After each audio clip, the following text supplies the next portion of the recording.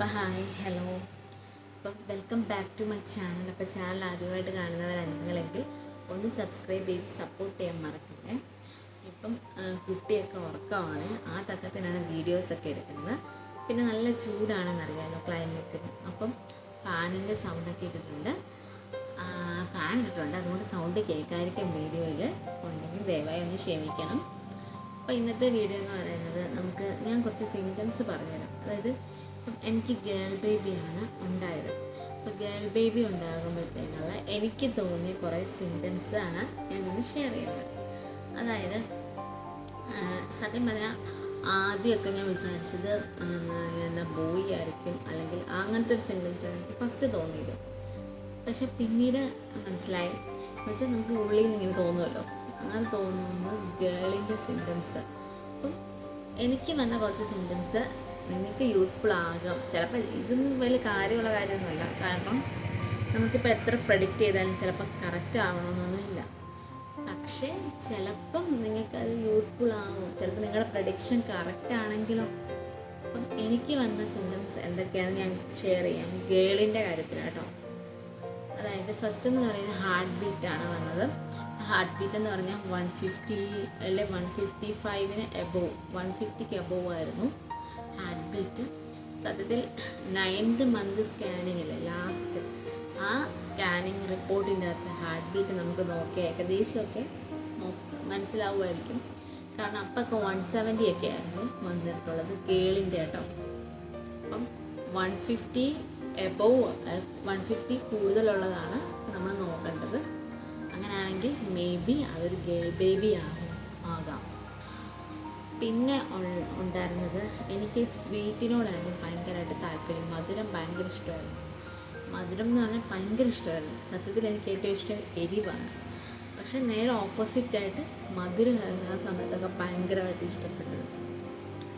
പിന്നെ എന്താ വെച്ചാൽ ഞാൻ ഫസ്റ്റ് ഒരു 3 മന്ത്സൊക്കെ നമ്മുടെ സ്കിന്നിൽ ഭയങ്കരമായിട്ടുള്ള എന്താ പറയുക ഡാർക്ക് സ്പോട്ടും അതുപോലെ കാരയും അങ്ങനത്തെ കാര്യങ്ങളൊക്കെ ഉണ്ടായിരുന്നു. നന്നായിട്ട് അഴുക്കായിപ്പോയി.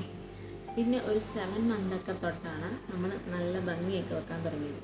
മുഖമൊക്കെ നല്ല ഈ കറുത്ത പാടൊക്കെ തന്നെ മാറി മാറി നല്ല ക്ലിയർ ആയിക്കൊണ്ടിരുന്നു. അതൊരു 7 മന്തൊക്കെ തൊട്ട് നല്ലതായി പോന്നു. അങ്ങനത്തെ ഒരു കാര്യമുണ്ട് കേട്ടോ. അതുകൊണ്ട് പിന്നെയെന്ന് പറഞ്ഞാൽ സിംറ്റംസ് എന്ന് പറഞ്ഞാൽ മെയിനായിട്ട് പ്ലാസൻ്റ. അത് എൻ്റെ ആൻറ്റീരിയർ പ്ലാസൻ്റ ആയിരുന്നു. അപ്പം ചിലർക്ക് പോസ്റ്റീരിയർ അങ്ങനെ പലതുണ്ടല്ലോ, എൻ്റെ ആൻറ്റീരിയർ ആയിരുന്നു പ്ലാസൻ്റ. പിന്നെ സിംറ്റംസ് എന്ന് പറയുന്നത് എനിക്ക് ഏറ്റവും കൂടുതൽ കിടക്കാനായിട്ടൊക്കെ നമുക്ക് പൊസിഷൻ ഉണ്ടല്ലോ, ലെഫ്റ്റോ റൈറ്റ്. എനിക്ക് റൈറ്റിലായിരുന്നു ഏറ്റവും കൂടുതലായിട്ട് ഇഷ്ടപ്പെട്ടത്. എന്ന് വെച്ചാൽ അപ്പം ഫുൾ ടൈം റൈറ്റ് പൊസിഷനിലായിരുന്നു കിടക്കുന്നത്. അപ്പം ഇതൊക്കെ ആയിരുന്നു എൻ്റെ മെയിനായിട്ടുള്ള സിംറ്റംസ് എന്ന് പറയുന്നത്. ഏറ്റവും കൂടുതൽ ഇത് പറയുകയാണെങ്കിൽ സ്വീറ്റിനോടായിരുന്നു ഭയങ്കരമായിട്ട് താല്പര്യം. പിന്നെ ഹാർട്ട് ബീറ്റ് അത് കറക്റ്റായിരുന്നു. പിന്നെ ഈ പ്ലാസൻ്റയുടെ പൊസിഷൻ അത് ചിലപ്പോൾ ഡിഫറൻസ് വരാം, പക്ഷെ ഇത് എനിക്ക് ഫീൽ ചെയ്ത കാര്യങ്ങളാട്ടോ.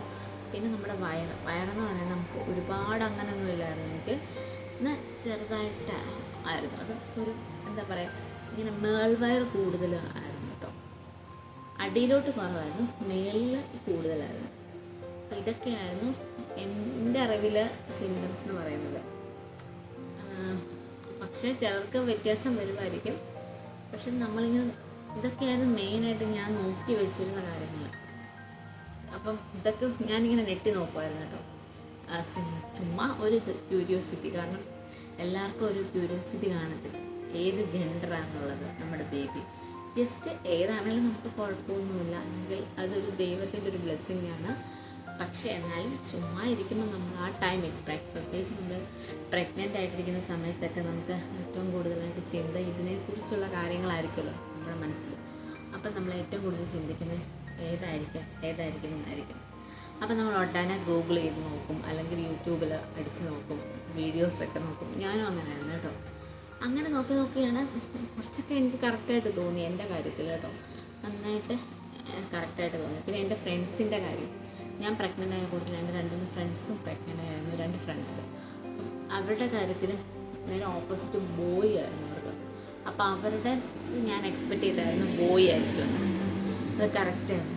കാരണം എൻ്റെ സിംറ്റംസിൻ്റെ നേരെ ഓപ്പോസിറ്റായിരുന്നു അവരുടെ സിംറ്റംസ്. കാരണം അവരുടെ പ്ലാസിൻ്റെ പോസ്റ്റീരിയർ ആയിരുന്നു.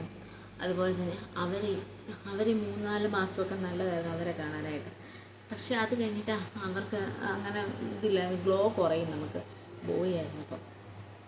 പിന്നെയെന്ന് വെച്ചാൽ ഇതുപോലെ സ്വീറ്റിനോടൊന്നും അവർക്ക് അങ്ങനെ വലിയ താല്പര്യമൊന്നുമില്ലായിരുന്നു. ഈ പറഞ്ഞ പോലെ തന്നെ അല്ലാതെ എരിവും അങ്ങനെയുള്ളതൊക്കെയാണ് അവർക്കൊക്കെ ഇഷ്ടം. അങ്ങനെ നേരെ ഓപ്പോസിറ്റായിരുന്നു. പിന്നെ വയറിൻ്റെ കാര്യത്തിന് അടിവയറാണെന്നാണ് എനിക്ക് തോന്നുന്നത് കേട്ടോ കൂടുതൽ. അപ്പം ഞാൻ ചുമ്മാ പ്രെഡിക്റ്റ് ചെയ്താണ് അവരുടെ ബോയ് ആയിരിക്കുന്നത്. പക്ഷെ അത് കറക്റ്റായിരുന്നു കേട്ടോ. അതേപോലെ ഇത് ജസ്റ്റ് ഒരു നമുക്കെന്താ ഉറപ്പിക്കാൻ പറ്റത്തില്ല. എൻ്റെ ഒരു അനുഭവത്തിന് പുറത്ത് എനിക്ക് വന്ന കുറച്ച് സിംറ്റംസും എനിക്കുണ്ടായത് ഗേളാണ്. ആ സിംറ്റംസാണ് ഞാനിപ്പോൾ നിങ്ങളോട് ഷെയർ ചെയ്തിരിക്കുന്നത്. അപ്പോൾ ഇത് വെച്ച് നിങ്ങളൊന്ന് നോക്കുക. ചിലപ്പോൾ നിങ്ങൾക്ക് ഇപ്പോൾ പ്രഗ്നൻ്റ് ആയിട്ടിരിക്കുന്ന ആൾക്കാരാണ് നിങ്ങളെങ്കിൽ ചിലപ്പോൾ സക്സസ് ആയിരിക്കും. ചുമ്മാ ഒന്ന് പ്രെഡിക്റ്റ് ചെയ്യാം, ഇത്രേ ഉള്ളൂ കേട്ടോ ഉദ്ദേശിക്കുന്നത്. അല്ലാതെ വലിയ കാര്യമായിട്ട് ഇത് ചിലപ്പോൾ റോങ് ആയിരിക്കും, ചിലർക്ക് ഇതൊന്നും വലിക്കണമെന്നൊന്നും ഇല്ല. എന്നാലും നമ്മൾ ചുമ്മാ. പിന്നെ എല്ലാവരും ഏജിൻ്റെ കാര്യമൊക്കെ പറയത്തില്ല. അതായത് നമ്മുടെ ഒറ്റ സംഖ്യ ഇരട്ട സംഖ്യയിലൊക്കെ നമ്മൾ പ്രഗ്നൻ്റ് ആയിട്ടുണ്ടെങ്കിൽ ഇന്നതായിരിക്കും എന്നൊക്കെ അങ്ങനെയും പറയുന്നുണ്ടായിരുന്നു. അപ്പം എൻ്റെ എന്ന് പറഞ്ഞാൽ എനിക്ക് 29ാമത്തെ വയസ്സിലാണ് ക്യാരിങ് ആയത്. പക്ഷെ ഡെലിവറി നടന്നത് 30ാമത്തെ വയസ്സിൽ. 29 ആകുമ്പോഴത്തേന് ഗേളാണെന്നാണ് പറയുന്നത് പ്രഗ്നൻ്റ് ആകുമ്പോൾ.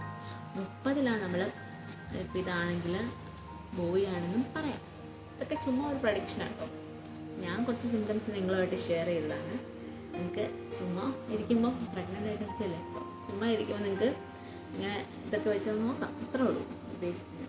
അപ്പം എല്ലാവർക്കും സുഖമാണെന്ന് ഞാൻ വിശ്വസിക്കുന്നു. ഇപ്പോൾ വീഡിയോ ഒക്കെ വീടിൻ്റെ റൂമിൻ്റെ അകത്തായിട്ട് എടുക്കുന്നത്. കാരണം കുട്ടികൾ ഉറങ്ങിക്കിടക്കുമായതുകൊണ്ട് കേട്ടോ. പുറത്തൊക്കെ പോയി കഴിഞ്ഞാൽ അറിയത്തില്ലല്ലോ.